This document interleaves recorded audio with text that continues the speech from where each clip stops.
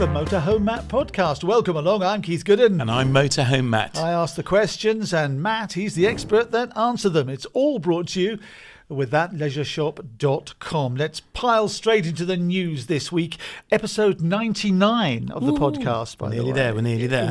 We're nearly there. Yeah, that's a lot. In the news today, a few weeks ago, we asked Caravan Guard if an individual converted their diesel motorhome to an electric one, could they insure it? What did they say, Matt? They came back a little bit confused. They said there are a number of things we would consider if insuring a motorhome that has been converted from diesel to electric. We insist that all modifications affecting things like the engine, suspension and drivetrain are done by a specialist garage. We cannot consider DIY jobs, as we must be able to ensure the vehicle is in a safe and roadworthy condition. We have covered LPG gas conversions, but have not yet come across a conversion to electric. If we had full details from the garage doing the work, we could consider it on a case-by-case basis. So their answer is maybe. They don't know. I think it's new territory. This came about from a piece John Gooch from Life Beyond Bricks and I were doing, ready for our talk at the recent Southwest Motorhome show, where we were talking about electric motorhomes, and he said he would convert his diesel-powered motorhome to electric and keep it for another 5 to 10 years. So the answer is maybe. Iridium, however, have stopped their conversion. Yeah, so a month ago, back at the Caravan Salon show, we spoke to Iridium. Now, 4 years ago, as we record this, Iridium released a motorhome that was diesel powered. It was a Fiat Ducato, and it had been converted to an electric drivetrain. It was kind of hailed as one of the first. And our good friend Andrew Ditton got to drive it, and you can see him driving it with Jules from Here We Tow. It's on Andrew Ditton's YouTube channel, and it's quite entertaining because it doesn't hang around, and he's, whoa, this is no slouch. And it was kind of, right, we're off. And it was kind of heralding the change, I thought. Well, 4 years later, they've still got that motorhome. It's still on display at the shows. And to my knowledge, I don't think they've built any more. And back when Andrew drove it, he was told it was going to cost around €200,000 to have this motorhome converted. But we were told at the show it was now going to cost €250,000 to convert a diesel motorhome to an electric drivetrain. And of course, Ford have now come up with the electric Transit. So Iridium are turning it off. They're turning off the production. They're considering it non-viable, and they were at Caravan Salon with this electric drivetrain motorhome, which is basically at the moment seems like a bit of a white elephant, I suppose. And they were there with an e-Transit that they were going to convert, all blacked out. So kind of promising a future electric camper van from them. Now, the company behind them is Moveo, a brand that we used to see a lot in the UK, less so these days. But I think it's one to watch. I think we will see Iridium or Moveo, not sure which brand it's going to be yet, converting an e-Transit to a camper. But if you want a cheap electric drivetrain Moveo motorhome, there's one in Germany going up for sale somewhere. And as we've said before, the big boys are in on electric now, and motorhomes, they're big, they need a lot of batteries, you want to put a lot of weight in them, they've got to go long distances. It's the toughest audience of all, isn't it? I suppose getting somebody like Ford involved and Volkswagen, that's the way to go, because they can take the great ideas from the innovators and they can invest in them, can't they? Yeah, and as we said before, I think it's going to be the smaller companies that can innovate with that entrepreneurial flair and the freedom to do so. They're not tied to their mass product that they're trying to produce, and then the big manufacturers can kind of zoom in and buy them, or nick the idea, copy the idea, or invest in them. Yeah, that's true. Well, I think we're going to see that happen. I think we're going to see a lot of partnerships, a lot of collaborations coming across the whole motor industry as we move toward this kind of net zero for motorised vehicles. Yeah, the big guys can invest in that factory, can't they, and get the thing mass produced. The Malvern Caravan and Motorhome show is 29th of September to the 1st of October 2023. Yep. You're going to be there? We're all going to be there from thatleisureshop.com. I'll be there all weekend as well. This show is a Warner's show, and it's a bit different to all the others if you've not been to one. This one, there's a lot more caravans at it. It's a show that they recently bought, and I think it was exclusively caravans, and they've introduced motorhomes to it. So if you're in the market for a caravan or a motorhome, or maybe you're undecided, it's a good show to go and see both. It's an outdoor show and indoor show. And the team from That Leisure Shop are indoors in one of the barns in the dry, because it traditionally rains at this show. So we've taken an indoor space, thanks to Warner's for giving us that. And we'll be there with a load of caravan spares and accessories, and no doubt lots of things on reduced price as it's the end of the season. So a good weekend. It's going to be fun, whatever the weather. How do people get tickets? Really easily. You just go to outandaboutlive.co.uk/shows. Use the code MotorhomeMatt and get a discount on your ticket price. It's the Motorhome Matt podcast. I'm Keith Gooden. And I'm Motorhome Matt. And it's brought to you by thatleisureshop.com. Let's talk about our products of the week this week. Matt, tappers and covers. Tappers and covers. Tappers and... It's like being on an old-fashioned trade. Tappers and covers. Tappers and Toppers and covers. Oh. That's fine. Let's go tappers and covers. Toppers. So toppers, tappers and covers. Yeah. So a motorhome or caravan cover is literally a massive, great cover for your motorhome or caravan, and it's a brilliant security device because you can't see what's underneath. It also protects you from the elements, so protects you from the rain, although then some of them are waterproof, some of them are not. Protects you from bleaching from the sun and bird lime and tree sap. I used to be dead against them, I have to say. I was not a fan, and then we started using a maypole cover ourselves. And one of my reasons for being against them is that they scratch the paint. These covers absolutely don't. I can vouch for it myself. With a metal van, it has never been scratched by its cover. And we fit it really as a security device in the winter when it's in storage. But Maypole have also come up with a topper, which is much easier to fit than a cover. Trying to cover an entire caravan or motorhome is hard work on your own. A topper literally drops down the side of the van all the way around about a foot. And then you use the straps to hook down under the sides, and it just covers the roof. So the bit that gets dirtiest through the winter from tree sap, bird lime, and just dirt generally is the roof. So this stops that happening. So a really good idea. Fantastic. What sort of money are we looking at then? They start around £100 to £180, £200. Depends on the size. And what Maypole have done is they've created a whole range of sizes. And we sell other brands too at That Leisure Shop. So they are, I think, a winter must-have product. Yeah, and I don't think, oh my goodness, that's a lot of money. It's not as much money as putting the paintwork right, is it? No, and you can spend more than that getting it cleaned. So you come out, my advice is always wash it first before the end of the season and then put the cover on. The cover's going to go on easier. And there is less risk then of any dirt moving around and possibly scratching a window or paint. I mean, that's the possibility. So we always put ours away clean, including the roof. And then when you get it out from under its cover, it generally is still clean. And you're certainly not going to spend half a day trying to brush all that green stuff off the roof or paying a valeting company to do it for you. Which brings us to the main part of the podcast for this week, podcast number 99. It is innovation from Webasto. So, Matt, who are they? Webasto have been around a long time. They're traditionally fossil fuel, diesel-powered heater manufacturers. We see them a lot, an increasing amount in motorhomes, particularly new ones. And on our own hire fleet, a lot of them have got diesel-powered heaters. With gas being hard to find, they've been a real benefit. But what was interesting, we went on to their stand at Caravan Salon in Dusseldorf nearly a month ago now, and I was really intrigued by a product on their stand that was all about EV, and it appeared to be a battery-powered heating system. I thought, what's this? What's going on here? Anyway, I was unpacking it a bit more with the guys on the stand, and it's a really innovative EV system that will run the powertrain and heat the motorhome or the car.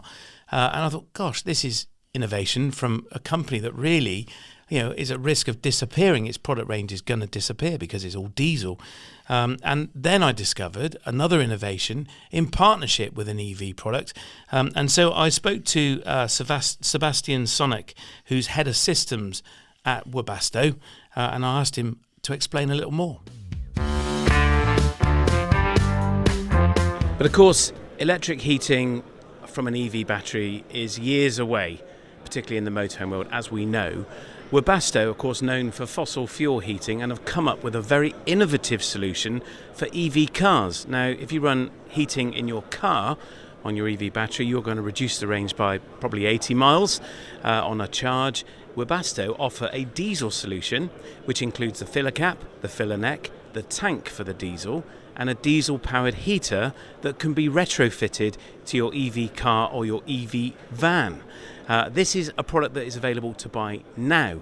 Now, they've already collaborated with Mercedes, Opel, Vauxhall, Peugeot, Citroën, Toyota, Fiat, VW and Ford, and loads of the cars and vans in those marques can have this system fitted. The system can be deployed into each vehicle with instructions, and it's a really innovative solution as we take that stepping stone toward pure EV. Now, I'm joined by Sebastian, who's systems manager at Webasto. Sebastian, good morning. Good morning. It's lovely to meet you. Now, you're the man behind this product. You're the technical expert, is that fair? Yeah, that's right. Now, this is genius. Now, what are you holding here? It looks like a whiskey cask. What is it? It's a whiskey cask for fuel. So it's our fuel tank for the electric vehicles. So this is the diesel fuel tank. It looks heavy, so I'm not going to get to hold it up too long. But this, how big is it? How many litres? I think 5 liters. And how long does that last then on the heater? The heater chooses on maximum power 0.5 liters per hour. So 10 hours. 10 hours of heating. That's quite a lot of journeys, isn't it? Yeah, it's quite a lot. And what does the system cost in euros to have fitted to a car? Oh, that I don't know. That depends on the car. Yeah, of course. Yeah? Okay. We have different kind of cars, and for each cars we have systems available, and it costs depending on the garage where you want to fit it in. Okay. And is it available to have retrofitted in the UK? I think so. Yeah. My colleagues told me that's pretty sure possible. But certainly it's out and live in Germany, isn't it? Yeah, in Germany we sell it, and you can buy it in Germany for different kind of cars. So this is a brilliant product if you want to increase the range on a car or a van by not using the batteries to run the heating. This is the solution, isn't it? Yeah, this is a pretty good solution for electric vehicles. Yeah. And it's fossil fuel, but You can drive it with the HVO. with an e-fuel. With an eFuel, yeah. Sure. That's interesting. And that's widely available in Germany? At the moment, I think only 10 times in Right, Germany, okay. but I think in the future it might become more and more interesting. Yeah. But it's a diesel fuel-based system. Yeah, it's a diesel alternative. So we've stepped around the side of the Webasto stand. Sebastian is with me again. And we're looking at some real future innovation here. Now, this is live now, isn't it? This is your electric heating system, but it's way more than that, isn't it? Yeah, it's a complete thermal management system of a complete vehicle. So this is a battery system that can be used to replace the fossil fuel train, I should say, and a heater that manages the temperature of the battery and the refrigerant and the heating of the space inside the vehicle. Is that right? Yeah, that's right. But it's tiny. Yeah, it's tiny. It's a cool system. Yeah. So above us, you can see the image. We've got the fuel pump that pumps the heat and the cool around the vehicle. We've got the heater system itself and the batteries that are up there. Now, there's no one here to talk to about the technology in those batteries, but the batteries are not very heavy, are they? Yeah, the batteries are still heavy, but they're water-cooled, and during this water-cooled system, you can increase the range of the battery a lot. So this is being used on German buses now, is that right? Yeah, for German buses. So have they been converted from fossil fuel to EV? Yeah, by the manufacturer itself. So the manufacturer's electric drive chain's gone in, and then you've put your batteries on it and your heating and cooling system. Yeah, it's called eBTM, and it's a complete system for our electric batteries. And the key thing there is that the batteries are monitored and cooled because they get hot, and the area inside the bus that the people sit in is also heated by this system. Yeah, for this system we use the thermal management solution, where we have a complete system, included the battery thermal management system and the thermal management system of the bus or the RV itself. And has this been deployed into any kind of leisure vehicle like a motorhome or RV yet? At the moment not. At the moment we start with this idea, and some of the main manufacturers are very interested, but it's a very future-proof thing. And I'm guessing it's quite expensive, is it? Yeah, sure. Because it's complete new and Yeah. it's a future. Yeah. And this is, I have to say, this is a really innovative solution to, a stepping stone to convert a fossil fuel vehicle into an EV and know that it's managed in terms of temperature control and heating the living area? Because that's a big challenge, isn't it? Yeah, of course. You have different kinds of temperature you need. You need a different temperature for the cabin, you need a temperature for the engine or drivetrain, and you need a different temperature for the batteries. Yeah. So you have different certain temperatures you need, and our system has to manage all these different kind of temperatures. But it's not a big system. It's physically quite small. It's the size of a shoebox, isn't it? Yeah, it's the size of a shoebox. I mean, the batteries are big, Yeah, but the heater is not very big, and the fuel pump is not much bigger. Yeah, right. The heat pump is like a shoebox, and our electric heater as a booster you see around. Yeah, it's a very small system, and this can be implemented in different kind of vehicles, because you have small components where you can fit it in different kind of areas. Yeah, and you can bolt on the number of batteries that you need. You just add to them. Yeah, right. Which, of course, on a bus you can put them on the roof, and under the chassis is loads of space. But in a motorhome, you haven't got all that space, have you? Really? Yeah, you have not that space. Yeah, but you can mount the batteries under the chassis. Yeah. So they are waterproofed. Yeah, and you can use the area under the chassis. So it's isolating also a little bit. And how long do you think it'll be till we see this system being deployed in the leisure industry, the motorhome world? From my point of view, I think the next 5 to 10 years. Depends on the vehicle size. For the smaller vehicles, I think we are a little bit faster. Yeah, for the small vans, but for the middle or bigger vehicles, I think it takes some time. It's interesting that you brought this to a consumer show.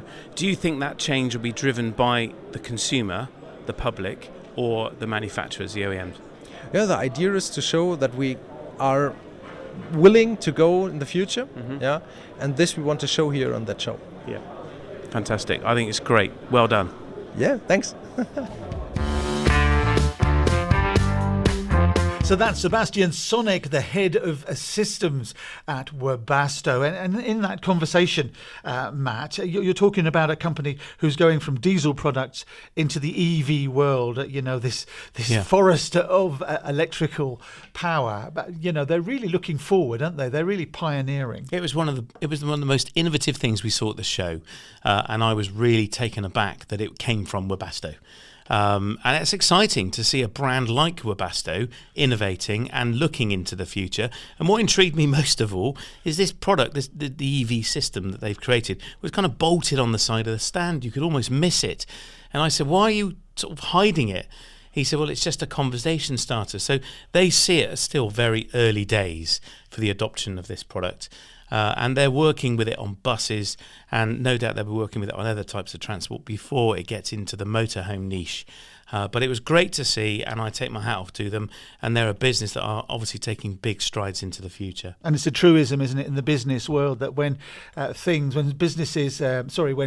start to shrink, when competition gets harder, when there's a huge technological change coming like EV, if you're doing what you always do, you go out there to the workforce and say, here's some more inventions about what we do. Let's do what we do, but more of it. When actually, what is needed is change. Yeah, that's right. And they're demonstrating how they are. Yeah, change at every level. Change for the consumer as well. We've talked before about we need to change our own habits, and we need to spend the next 10 years kind of changing what we've been doing for 100 years with our cars.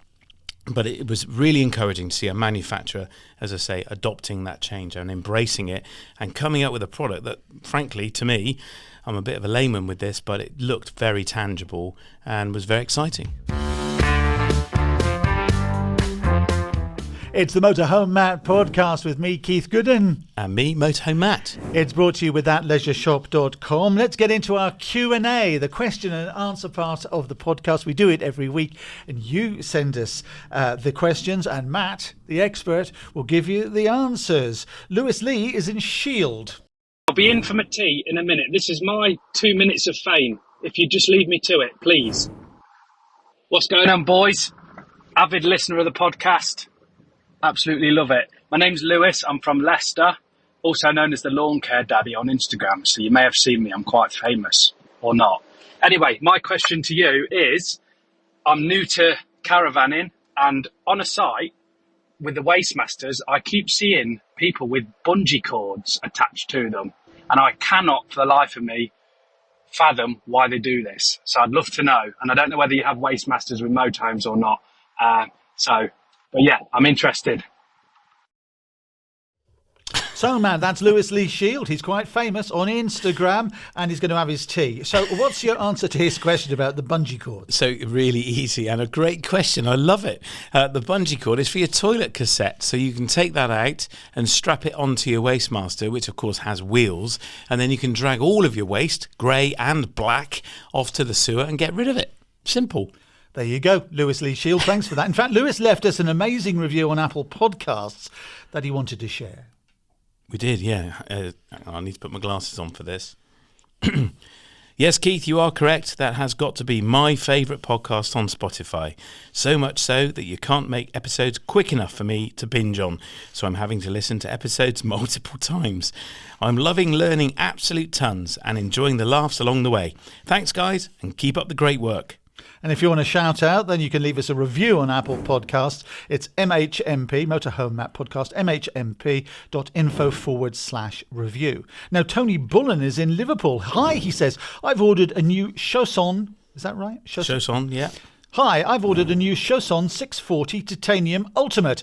I'm battling away on how to supply gas for it. I do want a refillable system, but don't want a fixed system. I have been looking at Safe Fill, but I'm a bit worried about refilling. Is the Safe Fill system allowed to refill in all the existing LPG suppliers in the UK and Europe? What is Tony Bullen banging on about there? We keep covering this, so this is a big topic, gas. I mean, it's going to come a time not too long away where we stop using it and we just use electric with electric induction hobs and electric ovens and all electric appliances. But in the meantime, gas is a big topic. So Tony wants to fit refillable bottles that are removable from the van. You're right to be concerned about refilling. Motor Fuel Group have committed to removing all the refill points at fuel stations around the UK over the next year or two, and they're going to replace that real estate with electric charging points for cars and vans. So that's going to be a factor. So, Tony, you need to keep an eye on where your nearest gas refill point is to home. There are some motorhome dealers that have introduced gas refill points. Brown Hills have done it, and now so have Marquis. So no doubt other motorhome dealers and maybe other businesses will introduce gas refill points. We'll have to keep a close eye on it, but I think it's a dwindling facility, I have to say. Despite there being thousands of people that want access to it, commercially, is it enough? Well, for a company like MFG, who are selling millions of tons of diesel and petrol, no, it's not. So the same across Europe. I think we will start to see refill points of gas start to dwindle in Europe. So what does Tony do? Well, that's a very good question. I mean, at the moment, gas is still available. Around here, where I live, we're seeing it starting to disappear. There are some retailers that are said we're going to keep a refill point, so it works for me if I want to refill a gas bottle. But it really does depend where you live. There's a really good app called mylpg.eu. I suggest you get that, and that will tell you your closest LPG refill point. And anyone that introduces it that's new will no doubt get themselves on there. So gas is a factor. Refill gas is a challenge. The other option, of course, is to go to a pre-filled bottle like Cala or flow gas. And again, that depends whether you've got a supplier near you that's got stock. There you go, Tony. I hope we've been of some help. Hopefully that's the last gas question that we'll be facing. John's in Caerphilly. I guarantee it won't be. John's in Caerphilly. I'm hooked on the show. Watch it on YouTube most evenings. I have 2 10-kilogram gas light bottles. I told you. More gas! Can I use these in my motorhome with the right fixings? They're much lighter as they're fiberglass. Thanks very much. Yeah, these are BP bottles. I'm guessing if they're 10 kilo. It's interesting. When BP introduced this bottle, it's the event that sparked Cala to introduce their Cala Light 6 kilo bottle because they felt threatened by the introduction of this bottle. And then ironically, these bottles didn't fit in many of the gas cupboards, so on motorhomes and caravans. So Cala kind of won the day with the 6 kilo light. They've now, of course, discontinued it. They're not making any more. So yes, I would say, John, if it will fit in your motorhome or in your gas cupboard, then yeah, you can use it. And the same answer as to Tony, really. Check you've got somewhere that you can refill it. The BP ones are great, though. They are very light, and you can see the liquid petroleum gas inside the bottle, which helps give you an understanding of how much gas you've got left. and safety and all the rest of it, that's not a problem. You can use them in all motorhomes where you use, in inverted commas, a normal bottle. Yeah, absolutely. Same fitting. It's a propane screw fitting, and no reason why you couldn't use it at all. You might want to consider, and we've talked before about this, I think it was last week, to another listener with a question about fitting a refill point into the motorhome rather than taking the bottle out and refilling it on the tarmac. That's going to be frowned upon in Belgium. It's not allowed. And I had a recent experience where I was challenged for doing it here in the UK. So you might want to consider getting a refill point fitted to your motorhome. And I would talk to a gas installer about that, a motorhome specialist who could do that for you. Thanks, John in Caerphilly. How do people get in touch with us then, Ahmad? Really easy. Just go to mhmp.info/askmatt, and there you can click the orange button, record your question. Please tell us where you are in the country, and then we can put a pin in our map. It's getting crowded, but we love it. We love to hear from you. I'd love to include your voice on the podcast, or you can fill out the form and submit your question that way. mhmp.info/askmatt. That's one word, Ask Matt. Yeah. And sharing? Share it with a friend. Well, if you think you know someone who would benefit from this podcast, the information perhaps is helpful, maybe it's just entertaining, we would love if you would share it with them and help grow the audience of the podcast.